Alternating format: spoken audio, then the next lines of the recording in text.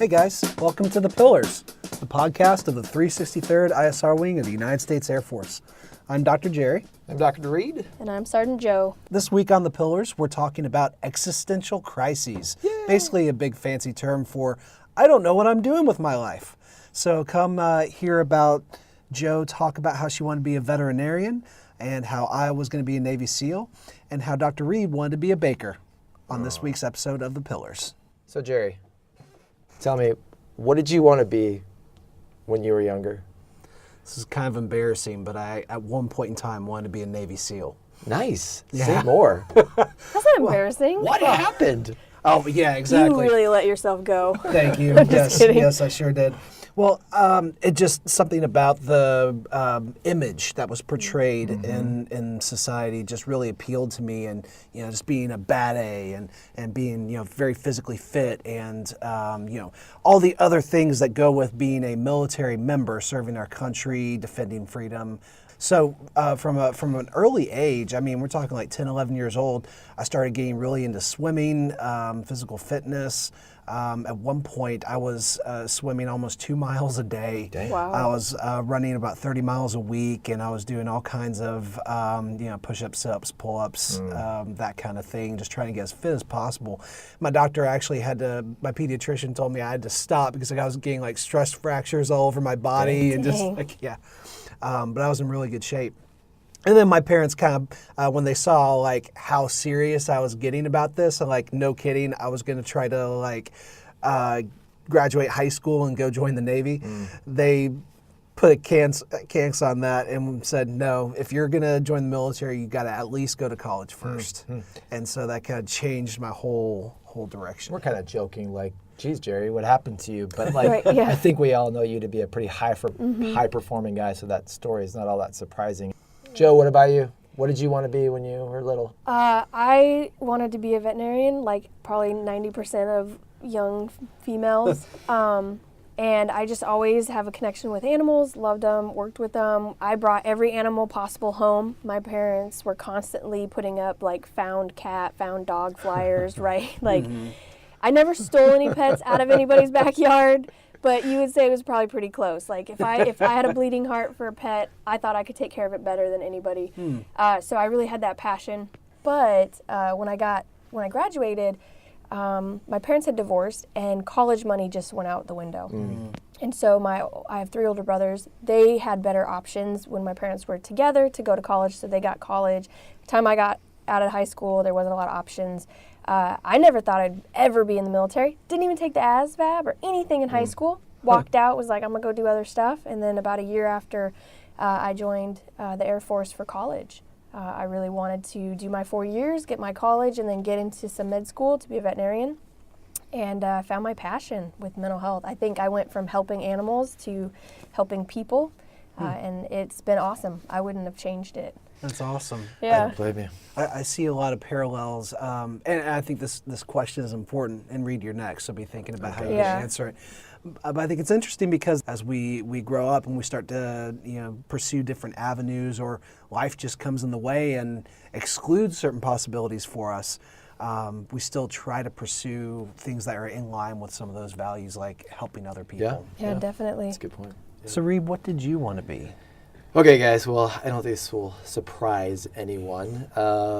First, I wanted to be a baker. And that really only had anything to do with the fact that I love donuts. And I could really see myself eating some donuts throughout my life. So that's kind of where initially I went.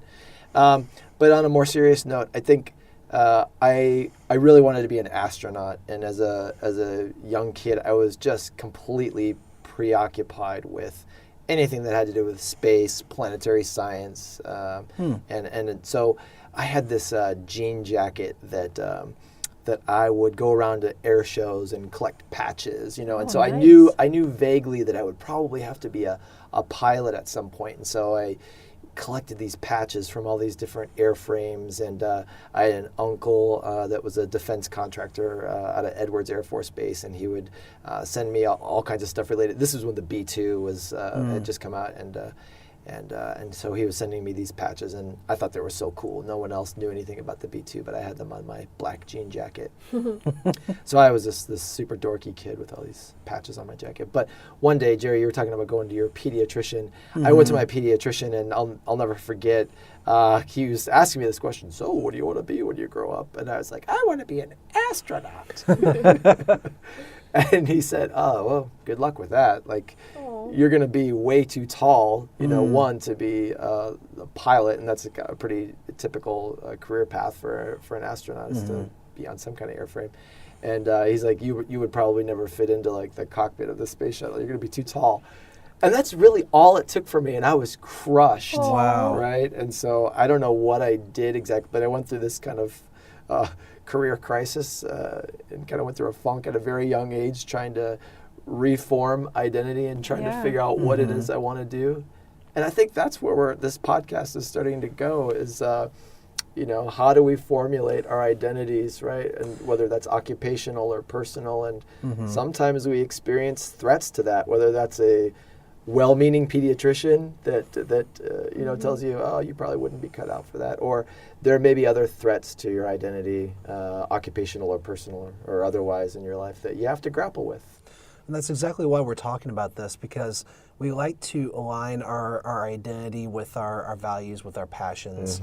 And when those things become disaligned for whatever reason, it causes this inner turmoil, not just cognitive dissonance, but really like a spiritual kind of dissonance. And so if you, and I'm sure there are plenty many people out there going through a sort of existential crisis right now, in their personal lives or even in their careers, where they find that the direction their life is going or the way that their career is going is maybe not in alignment with where they thought they would be or where they might currently want to be. Yeah, definitely. There's nothing more exciting and damaging when you see your troop surpass you in career. Wow. Yeah. And that is something that was very difficult for me. I had a, bright burner. I knew he was going to go all the way.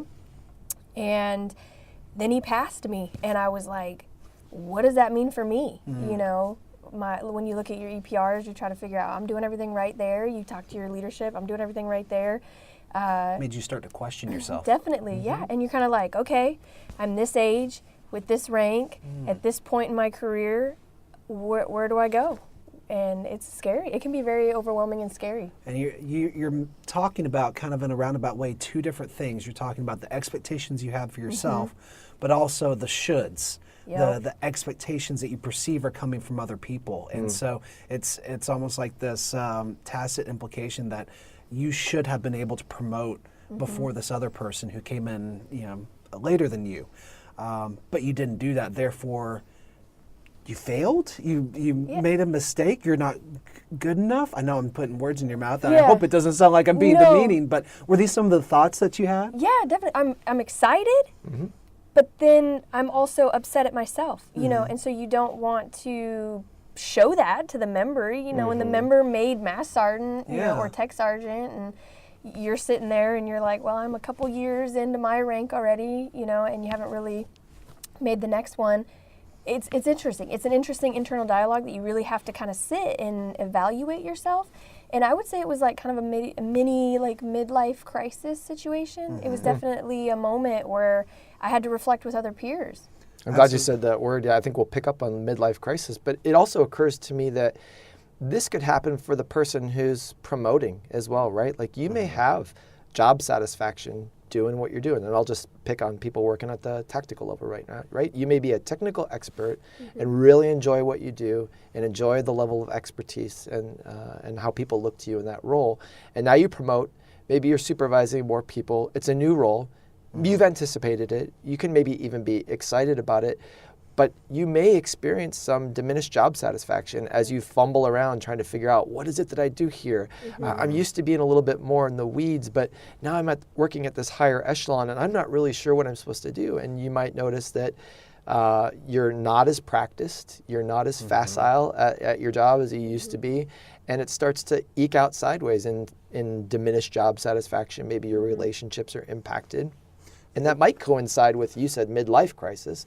That might coincide with a period of time in your life when a lot of things are on the table for you identity-wise, and Yeah. you're trying to figure out, who am I? And it's- and I say midlife crisis only is in the fact that we do age twice as fast. So in your 30s, right, you can find yourself in a situation. We can call it mid-military career. There we go. How's that? I think Yeah. that's probably more appropriate because in a lot of ways, our military career, whether you do 4 years or 20 plus, you get to that midpoint, and there can be like a dramatic shift. Like you're talking about assuming a managerial or leadership type role, where all of a sudden what you're doing now is perhaps new and foreign to you, and it's not necessarily as rewarding as what you initially came in wanting to do, which is hopefully something more kind of aligned with your passion.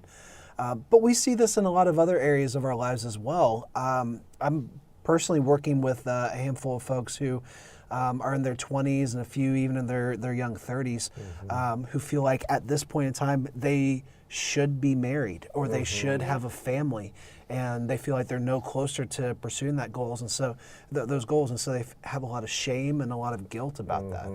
That's a great point. A lot of people, you do hear that in practice a lot, where people will say some of the sacrifices that they made relative to their military experience just include putting other goals on hold, and not only for themselves, but potentially for their family members, right, who are along for the ride a lot of the times. And they experience some kind of thwarting in their growth, or they can't experience it that way. And a lot of this stuff comes up a lot of times around periods of transition. And we were kind of joking. I think it just dawned on all of us here before we started recording that, we do work with a lot of people doing career counseling, career transition kind of stuff, especially as they're getting ready to leave military service, and they're trying to figure out what is that next thing.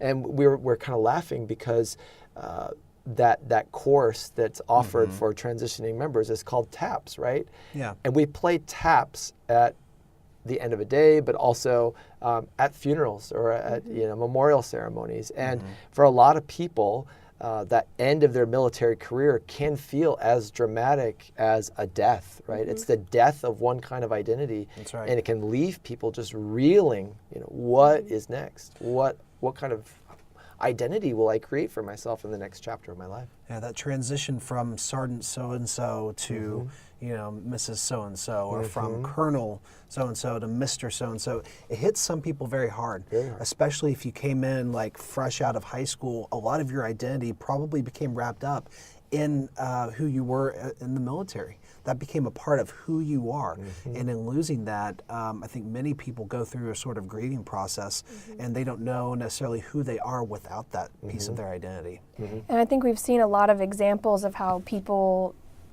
deal with it. I'm glad you brought that up, yeah. Yeah, I've seen folks that they'll roll right back into a DoD contract, right? Absolutely. They want to stay in that family, which is okay. They come in as a contractor or GS. I've also seen folks that go completely opposite, and they start growing the beard, and they start taking a year of hiatus, or maybe they find their new identity in some of these veterans groups. Yep, definitely. And there's no right or wrong, I think, is what we're getting at. Right. It's really just, are you projecting forward, and what is your identity?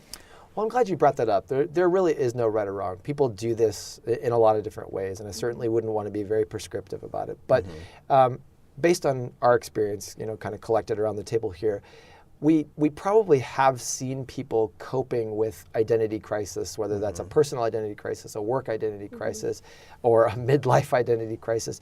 There are some stereotypical ways that we see people coping, like maybe they go out and buy that new sports car. Or what have you guys seen? What works well for people? What tends to not work well? Well, say some of the first signs of this are just a general sense of dissatisfaction with life, with your job, with relationships, and maybe a lacking of motivation. You lose motivation and drive for the things that used to provide that for you. And I think a lot of times these are little red flags that may symbol that existential or identity crisis that's going on. I think when this happens, it's a good time for us to step back and kind of take stock of where we are, where we perhaps thought we would be or think we should be at that point in time, and then determine if there is some kind of course recorrection that needs to take place. And sometimes this may involve some very big decisions. Sometimes it's not. Sometimes it's making small little changes or fulfilling perceived gaps in your life.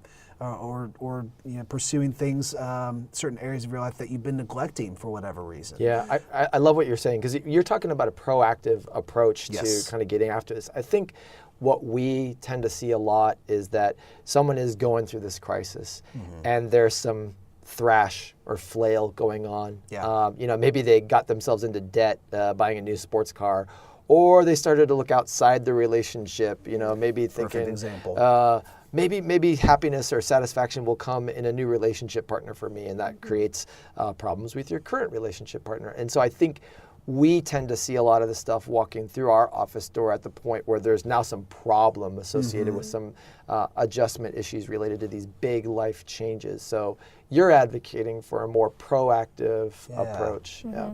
I'm agreeing with you. I think the first step is to be kind to yourself.